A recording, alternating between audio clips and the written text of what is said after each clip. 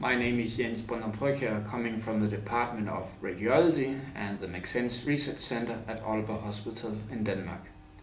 The title of our present study was Reduced Cortical Thickness of Brain Areas Involved in the Pain Processing in Patients with Chronic Pancreatitis.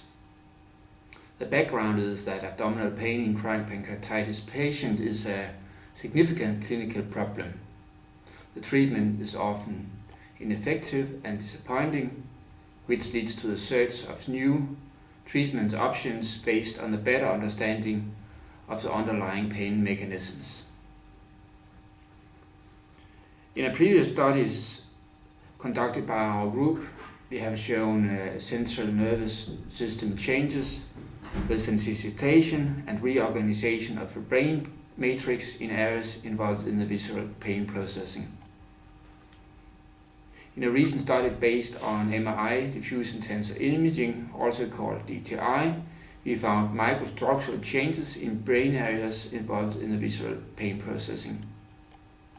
This supports structural reorganization of the neural matrix, as also seen in other diseases characterized by chronic pain.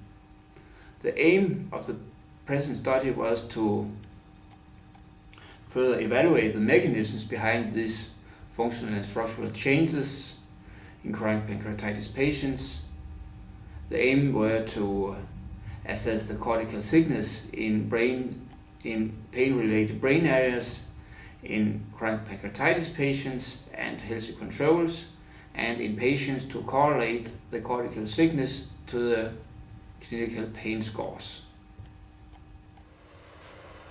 19 chronic pancreatitis patients were recruited from our local department of gastroenterology based on the Mayo Clinic diagnostic criteria. 15 healthy controls were recruited. All were scanned in a 3 Tesla magnet using 3-dimensional high-resolution 1 mm slice thickness images. The method for cortical analysis is illustrated here.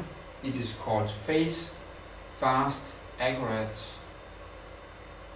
cortical extraction and allows the measurement of the distribution of the cortical thickness throughout the entire brain surface. The brain areas included in this study was based on previous studies and the knowledge of the visceral pain system. They included the anterior, mid and posterior cingulate cortex, the primary and secondary somatosensory cortex, the lateral frontal and the prefrontal cortex, and an occipital control area. We found, including the entire brain, reduced cortical thickness in chronic pancreatitis patients compared to controls, but there was no effect modification from alcohol, diabetes, opioid treatment, or the pain pattern. Looking into the more pain-specific areas, we found reduced cortical thickness in the mid-cingulate, in the insula, the S2 area, the lateral frontal, and the prefrontal cortex. Including these brain areas, we found a positive correlation between the cortical thickness and the average daily pain score. The changes in cortical thickness seen in the present study further extends the evidence of changes in the pain matrix in patients with painful chronic pancreatitis. Even though an exact correlation between functional, microstructural and cortical changes is difficult, the observed changes correspond in a meaningful way to the already known neurophysiological and microstructural changes seen in these patients.